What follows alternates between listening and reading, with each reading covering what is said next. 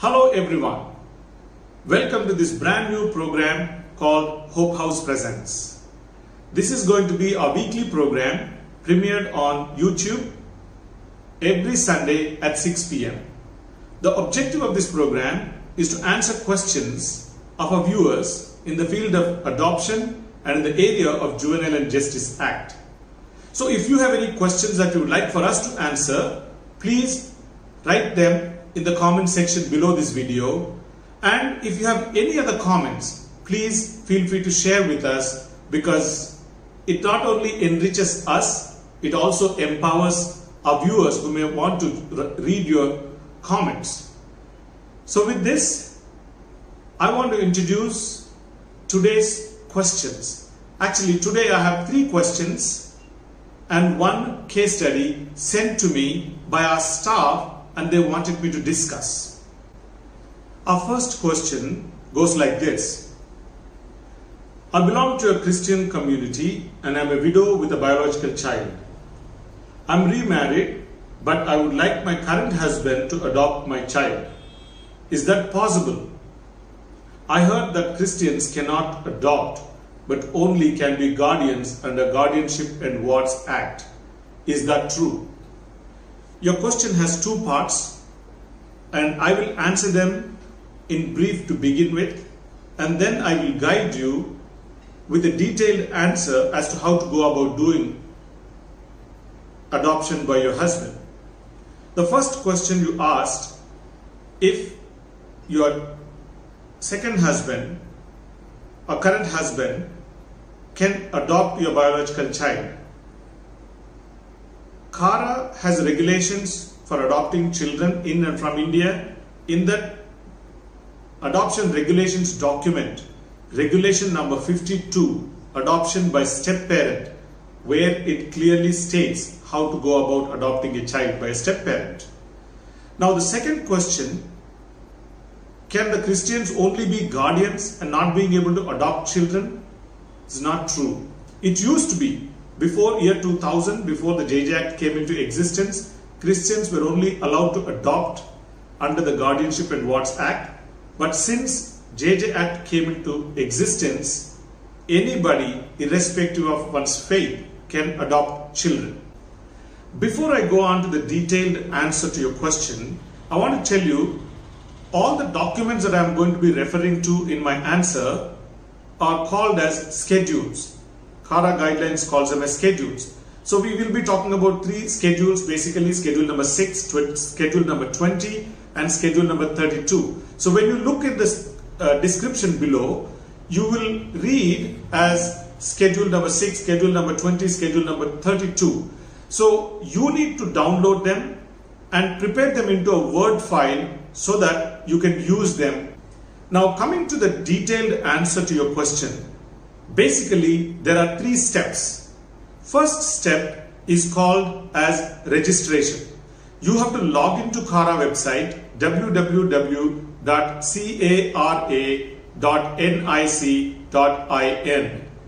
Once you log into this website, go to the right lower corner of the website to find a place called Carings, C-A-R-I-N-G-S. Basically, it's an acronym which stands for Child Adoption Resource Information and Guidance System. You don't need to know all that, but just look for a place where it says Carings and click on that. When you click on that, there is a form that opens up. You will have to fill out all the information that they are asking for and then complete your registration. Now you have completed the registration. Coming to the second stage. In the second stage, what you will be doing is declaring your child legally free for adoption.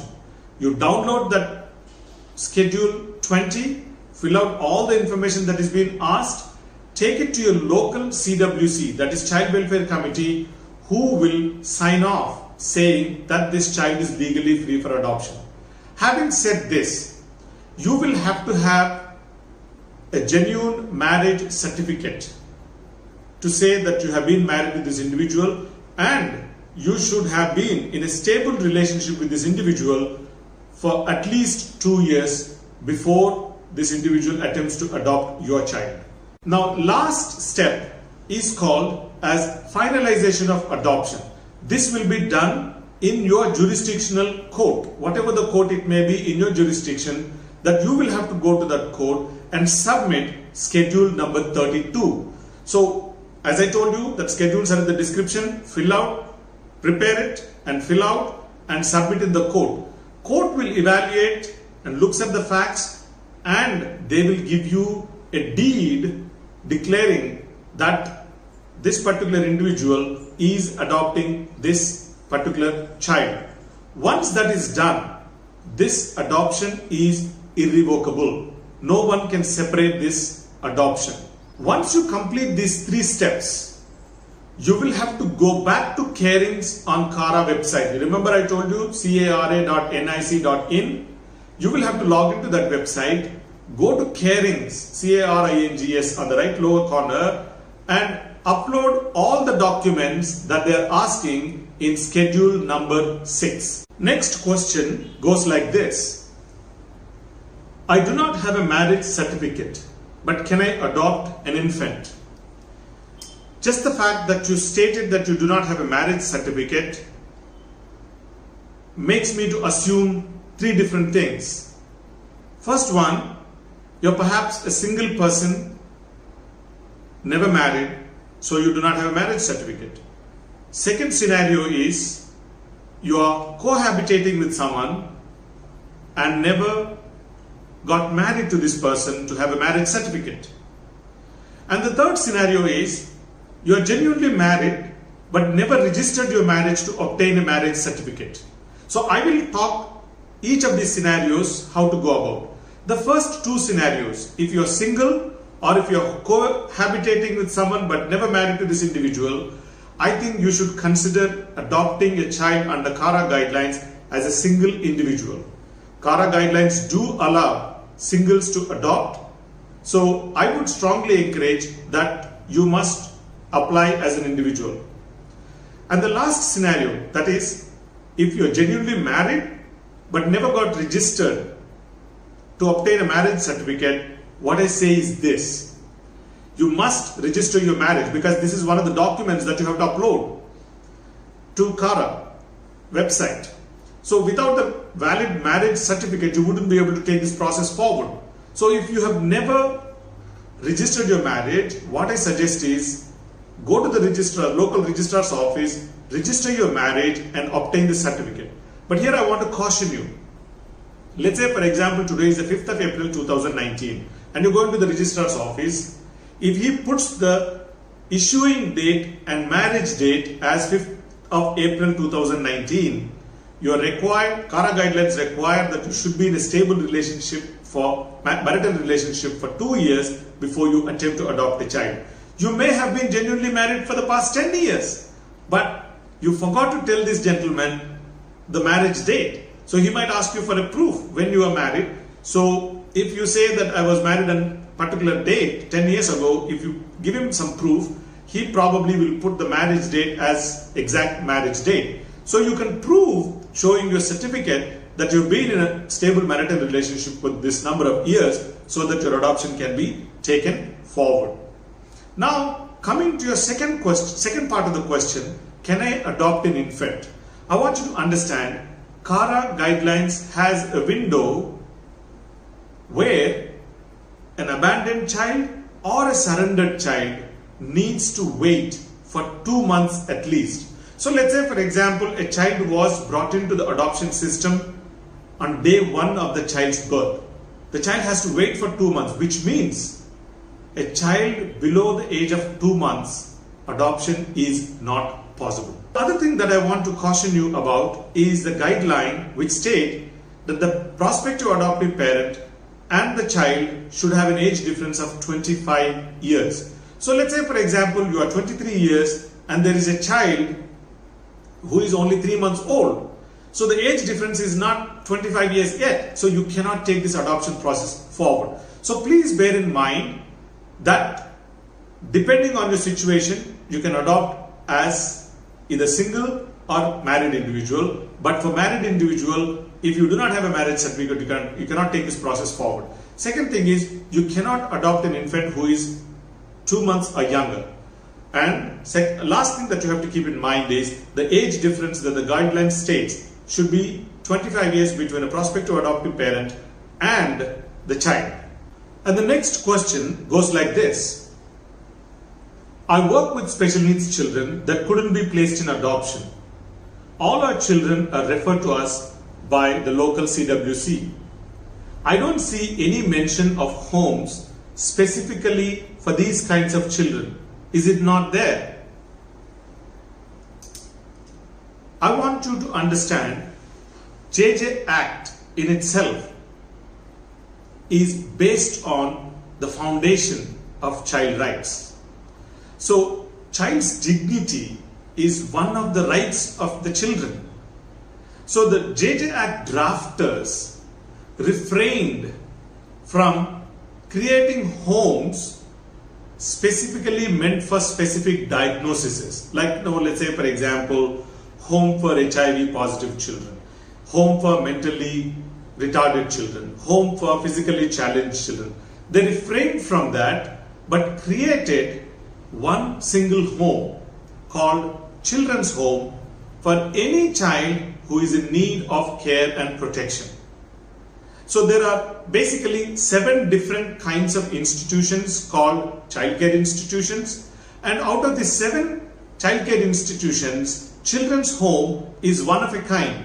But if you really look at the list of the 7 homes, as the viewer correctly says, there is no home specifically sounds like catering to the children with special needs. So her question is such a home not there under the JJAct? There is, but it comes under the children's homes category.